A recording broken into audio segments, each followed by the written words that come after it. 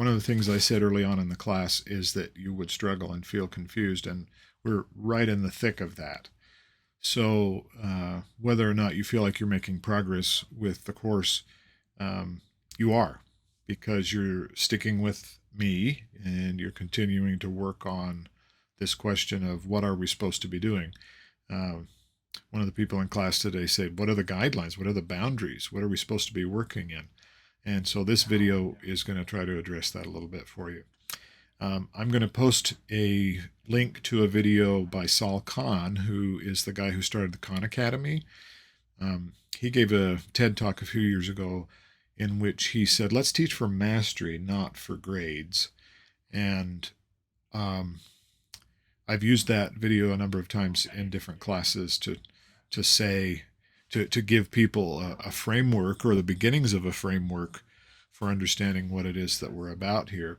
I'm going to ask you to watch it and try to get a sense from him about what it is to identify gaps in your own learning and then strive to fill those gaps. That's the objective. Another thing I'd like you to think about, and I'm going to show you this picture here.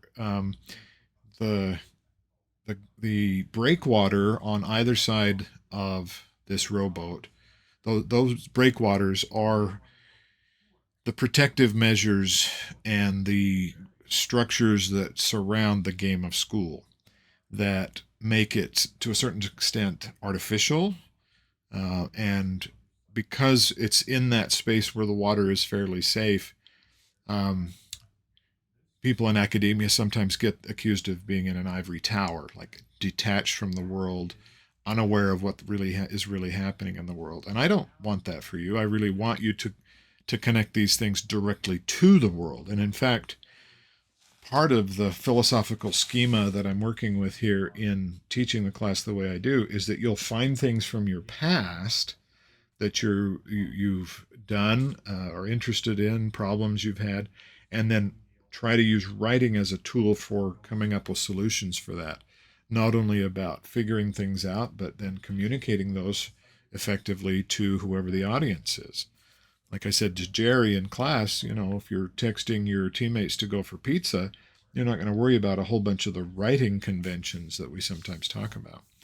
But if you're writing an email to your boss or an application letter for a scholarship or an appeal to the registrar, those are going to take a different form.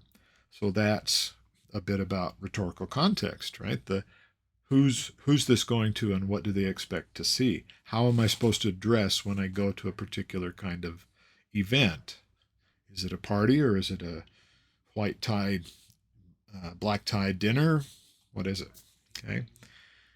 I'm going to suggest that you figure out a way amongst the several of you to look closely at each one of the outcomes. And I'll make these a little bit more prominently available in Canvas. And then as you work through who's going to work on what and how to interpret it, I'm here to answer questions.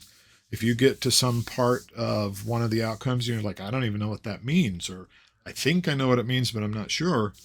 Well, I do know what it means. I've done this many, many times, and I've helped students through it many, many times. So continue to struggle. Keep getting back on the skateboard.